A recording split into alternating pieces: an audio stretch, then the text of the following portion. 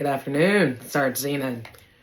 Again, we are going to be talking about Sparks, male, female edition combined. This is part 2 of last week's vlog that touched on the differentiations between the male and the female version.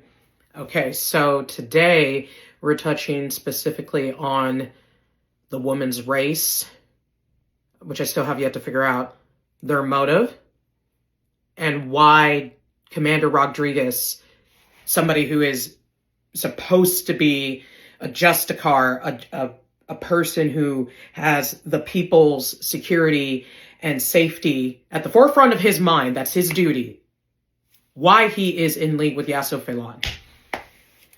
This is another spoiler, I'm sorry, but part of the insights is me breaking down my stories to help viewers and readers better understand who I am as a writer, an author, a storyteller, and honestly, if you all can't understand what's going on in my head, then my stories are going to make no sense whatsoever. Just none. None. So, Commander Rodriguez. Who is Commander Rodriguez? He is one of the high-ranking people of the Galactic Federation. As a Galactic Federation officer, his job is to oversee all of the galaxies in the universe wheels. This is going to get a little complicated, but bear with me. So the universe wheel, and then the galaxies and the solar systems are all under his watch, literally. This is the guy that has like a star galaxy. Well, I don't even know if I want to call it a star galaxy map, but he has a universal map of all these universes, their galaxies, and their solar systems. This is the guy who is the, quote, big brother who's always watching. Now, that doesn't mean he spies on people, but what he does do is he's looking for spikes. So, you know how you have a blood pressure when you go to the doctor or a clinic or have a blood pressure cuff at home, and you can watch that pulse and then it could spike and then go flat again. So on his screens, they have something like that. I don't know what I'm going to call it yet, but when there are spikes that go off on those screens, it tells the Galactic Federation, it tells Commander Rodriguez that, oh, there's a problem. Like, we have an enemy on the premises. Something is happening in this universe wheel, in this galaxy, or in this universe wheel of that galaxy, of that solar system, vice versa. And they have the people to send out, aka Pathfinders and other types of Galactic Federation operatives, to go inspect and see what is even going on. The spike that he saw happening in the universe wheel of the galaxy of the solar system on planet Vulcanus Valaris, or I may call it Vulcanus, but for now Vulcanus Valaris, was in fact Yaso Phelan. He went over there. Yaso wanted those people to be an extension of his power in the new world that he's going to create. He liked this planet, he liked the people who were here, primarily because they didn't look like other people. In the last vlog, I told you all that it's a science community, primarily, and they've been experimenting for so long, they don't even know what they are. Yaso is using this to his advantage for what he wants to do to my light characters, to my Christian characters, to the good heroes and heroines of all of my series. So that's Final Reality, Search for the Griffin, you have all the series. So you have Final Reality, Sydney University, Trying Not to Chase Arya and Malou, and Duana Griffin's Chosen. Yaso is not happy with any of my characters in those places. So he's trying to build up this genetic modified army that he's doing his own personal experiments on X Island anyway. But this planet has his attention primarily because that's all they do. That's all they're about. The other places he's visited, life is normal. And he has to seduce people. He has to lure them in to follow him to X Island, and then he'll do his natural selection process. People mating to produce better genetics, vice versa, because all of that is going to be the people he wants in his new world. Commander Rodriguez originally was not a villain. He was for the people. He wanted to protect the people. But when he went to the woman, whose name I still can't remember, when he went to her planet and he investigated himself, because they'd never seen a spike like this before. They have them by trimmer levels, and this was a T999, and then the numbers just go crazy. So his presence is so ridiculous that Commander Rodriguez is like, oh my goodness, what in the world? This is probably going to create a galactic crisis. I'm going to investigate. Forget y'all. I'm going to go. So he goes. Yasso is possessed by Kinesis, who is Lucifer. That's why the spike was so ridiculous. So when he finds this one man on that planet, on Vulcanus Valaris, just walking around, looks like a normal person, and his tracking device goes off to say, that's it. That's the source of the T999, etc. He doesn't take it seriously. He's like, there's no way this gentle, kind-looking, handsome, ridiculously handsome person is creating this kind of disturbance. Like, what? So he goes over to Yasso, learns about Yasso, and the more he listened, the more he realized he wasn't a very good person. Rodriguez has thought for a while that the universes were overpopulated, and he has thought that there needed to be some kind of purge. This is completely wrong, by the way. This is evil. It was inside of him, but he ignored it, right? He never went on those thoughts and those urges, but it was there.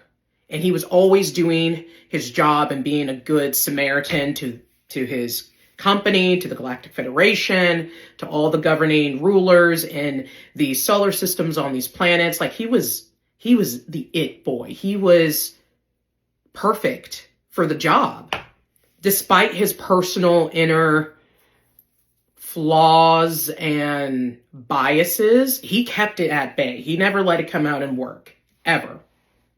So when he meets this guy, Yasso Felon, this genie that is talking about a new world order, Commander Rodriguez is like, okay, you're actually talking and going into an area that I secretly have been wanting to do myself, but lacked the resources and the power and didn't have political influence. But you are defying everybody. You are your own campaign. You are in your own world, and you're actively doing natural selection and experimenting on people, etc. And then Yasso's going to tell Commander Rodriguez, not only am I doing that, I like these people. And I want these people to be an extension of just that. I want them to start doing what I do, but in this place, in this area. So basically, Yasso is trying to set up another X Island, but not in just anywhere. He particularly likes the vibe of this whole planet, but he needs them to branch out further. So because the people listened to Yasso, and because they agreed to do what he did, Commander Rodriguez has to first act like to his superiors, he doesn't know what's going on. So when they flagged this planet, they made a barrier over the whole galaxy, over the whole universe wheel, so nobody would leave until they could neutralize this threat. Because they didn't know. Commander Rodriguez, yes, but the other Galactic Federation officers and commanders, captains, you name it, they didn't know who was actually all in on this. So they let Commander Rodriguez, who claimed, I will deal with this, they gave it to him. They initiated a universal emergency, and they cap this whole universe wheel. There are innocents in this universe wheel, in these other galaxies, in these solar systems, okay? There are people on other planets that are like, what is even going on? The Galactic Federation just did this, and those citizens on those planets have no idea why. But Commander Rodriguez, because he's in league with Yasser Fenglan in this way, who's in league with the woman's people, this is going to be a huge scandal. It's one of the worst scandals I have ever produced for my series. So all of a sudden, the Pathfinders will have a bigger purpose, whereas in Bard Tales, I didn't really know what I was doing with them. I just knew they were connected to the Galactic Federation. So the woman, how does the woman fit into everything I just told you? The woman, her position is important, and I'm not going to give that part away. And she agrees with Commander Rodriguez and Yasser Fenglan. Her people and the scientists in the government on that planet and the doctors also are okay with this.